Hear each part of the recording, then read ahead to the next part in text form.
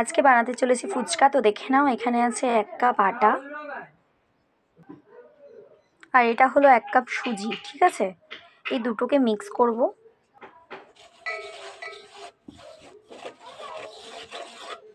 Mix করে এটাকে শক্ত শক্ত করে মাখতে হবে। ঠিক আছে, ঠিক তোমরা যেমন রুটি পরোটা খাওয়ার জন্য মানে আটা মাখো ঘরে, ঠিক সেরমভাবে মাখতে হবে। অ্যাকচুয়ালি আমি এক হাতে ক্যামেরা করছি, তার জন্য দেখাতে কিন্তু আমার একটু অসুবিধা হয়ে যাচ্ছে, কিছু মনে করো না, অ্যাডজাস্ট করে নিও সবাই। তো এটাকে ভালো করে মেখে নিতে হবে, ঠেসে নিতে হবে আর কি। ভালো করে মেখে নেওয়ার পর এটাকে কিন্তু একটা ভিজে কাপড় দিয়ে ঢেকে কিছুক্ষণের জন্য রেখে দিতে হবে। মিনিমাম 2 ঘন্টা, 2 থেকে 2.5 ঘন্টা কিন্তু এটাকে রেখে দিতে হবে, নাহলে কিন্তু ফুচকা ভালো হবে না। তো এটাকে আমি এখন ভিজা কাপড় দিয়ে ঢেকে রেখে দেবো। দেখো মাখাটা কিন্তু ঠিক এরকম হবে, দেখে নাও ভালো করে, এরকম হবে। ঠিক আছে, তারপরে এটাকে তুমি চাইলে, যদি ভিজা কাপড় না থাকে, তুমি প্লাস্টিক কভারও করতে পারো।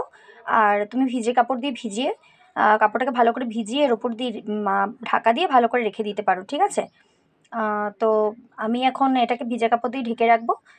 তারপর ভাজার সময় তোমাদেরকে দেখাচ্ছি কেমন ভাজা হবে। 2-2.5 ঘন্টা এটাকে কিন্তু আমাকে এরমভাবেই রেখে দিতে হবে। ওকে, পরিমাণে ছোলা আর অল্প পরিমাণে মটর নিয়ে নিয়েছি ভিজানোর জন্য। এটাকে এবার জল দিয়ে ভিজিয়ে দেবো।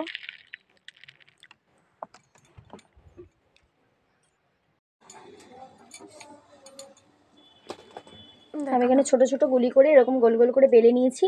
তারপরে এবার একটা একটা করে তেলে ছাড়ছি। সবসময় খেয়াল রাখবে যে যেই পিঠটা নিচের দিকে থাকবে সেই পিঠটা ওপরে দিতে হবে। ঠিক আছে, এই নিচের দিকটা ওপরে দিয়ে ওপরের পিঠটা নিচের দিকে তেমন করে ছেড়ে দিতে হবে।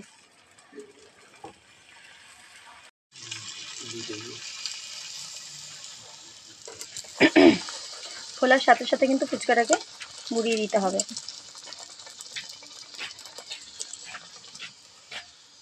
এপিট ওপিট এর মুখে ভালো করে ভেজে নিতে হবে। তো আমি আলু আর ছোলা আর হচ্ছে মটর যেটা, ছোলা মটর যেটা ভিজিয়েছিলাম, আর আলুটা সিদ্ধ করে আমি কিন্তু এখানে রেখে দিয়েছি মাখার জন্য। আর এদিকে আমি রেডি করে ফেলেছি ধনে আর জিরের গুঁড়ো।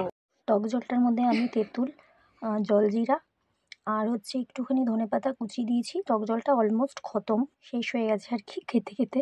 তো ওইটা ভিডিও বানাতে ভুলে গেছিলাম, তার জন্য শেষে বানাচ্ছি, কিছু মনে করো না সবাই।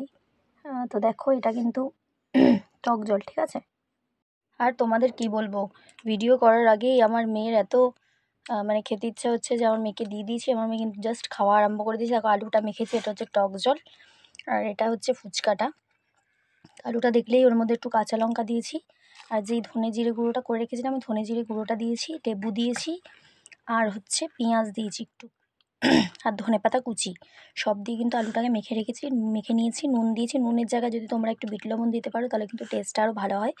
আর যদি গন্ধরাজ লেবু দিতে পারো তাহলে তা অসাধারণ হয়। তো দেখতেই পাচ্ছ তোমরা, বাটি কিন্তু প্রায় ফাঁকা হয়ে গেছে, সবাই খাচ্ছি এখন।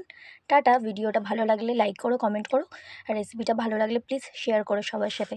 বাই।